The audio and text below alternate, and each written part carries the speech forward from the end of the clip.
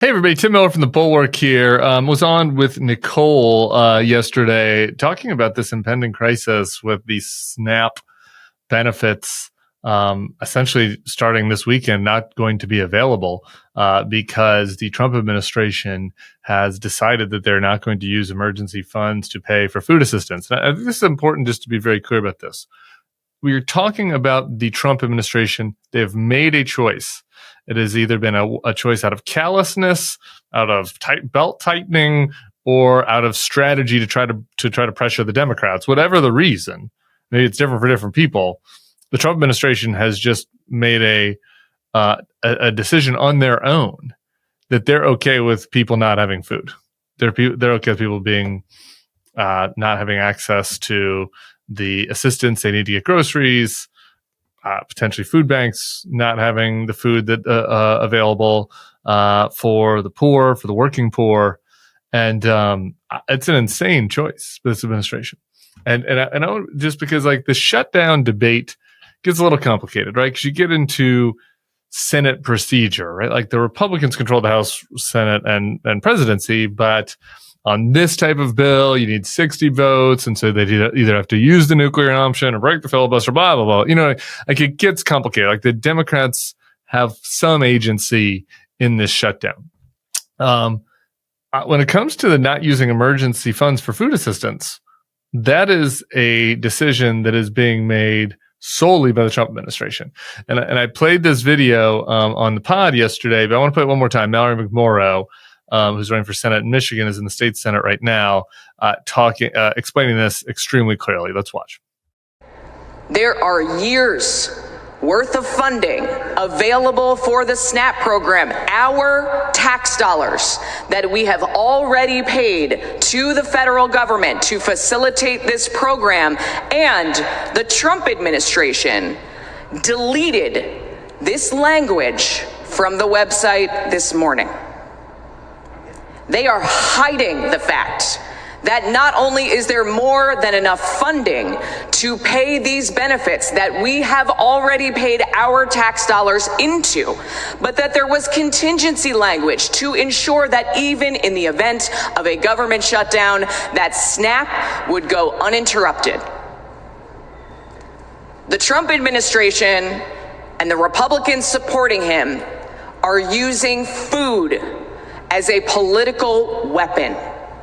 This is a choice.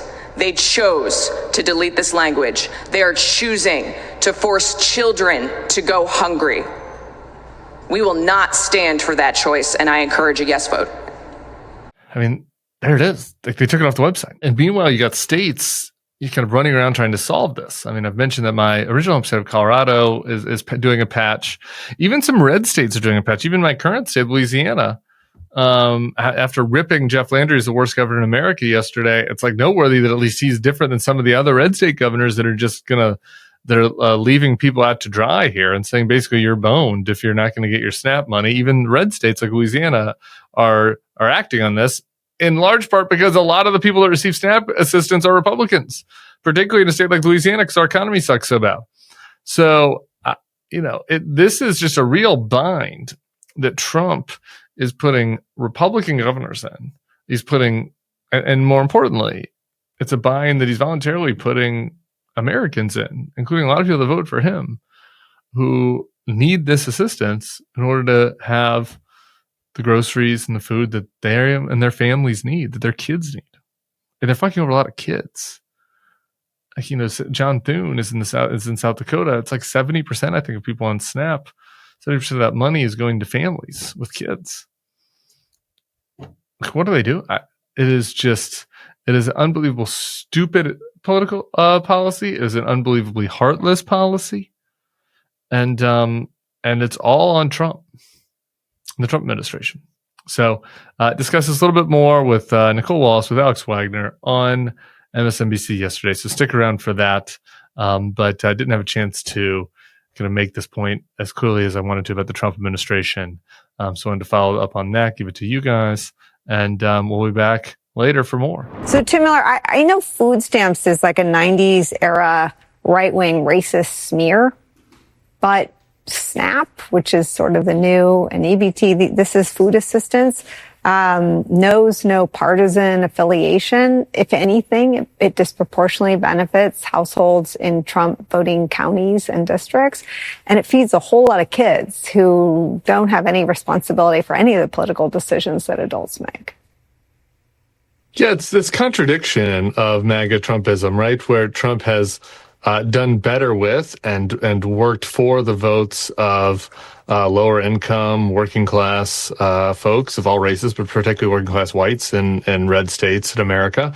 And the rhetoric has shifted a little bit from the McCain-Romney days to try to appeal to those folks, to say the least, but the policies are harmful to them. And this is just this SNAP, the expiration of SNAP, or the fact that they're not going to continue funding SNAP during this shutdown beginning this weekend, I think is the most acute example of this, where, if the party had fully switched to being a multiracial, multi-ethnic working class party like they pay lip service to, this would be an emergency right now. They'd be like, our own voters are literally going to go hungry beginning this weekend. We need to service them. And meanwhile, Donald Trump's in China or in Korea getting a, Burger King Happy Meal crown from the head of South Korea, and Congress isn't even in session, right? Like, they're not doing anything. And so I think that this is just a very, obviously it's a human catastrophe and tragedy if this doesn't get fixed the next couple of days. But it also just is a very stark demonstration of just how this kind of MAGA populism is a lot of lip service and not a lot of action. And I think you're seeing it in real time also in the states where, in Colorado, Jared Polis and some other states, governors, mostly Democratic governors, are working to try to patch this right now.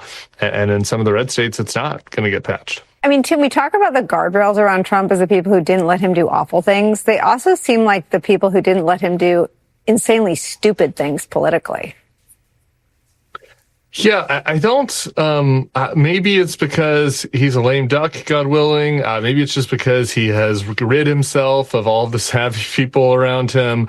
But yeah, there is not a lot of interest in stopping Trump from harming his own political interests, with the occasional tacit exception of Scott Bessent around the tariffs, just trying to prevent the worst from happening, not trying to stop him from doing it at all, because he's already done a ton of damage with the tariffs. And this all goes all the way back to Doge and the slashing of a lot of the programs that were in place during the Biden administration. I mean, this SNAP crisis comes on top of, I remember, I forget exactly what the program was, but I was called by a local farmer here in Louisiana who did fresh foods. And you'd think that the MAGA administration would want to continue the kind of fresh food funding for food banks.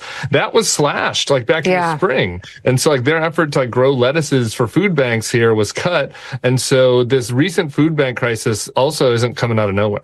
Tim, we talk about a lot of things that are intractable, like the weaponization of the Department of Justice, the militarization of our cities. Those seem like places where there are not a lot of checks. People starving in American states and cities represented by people that are in the MAGA coalition seems like something that will come to a head.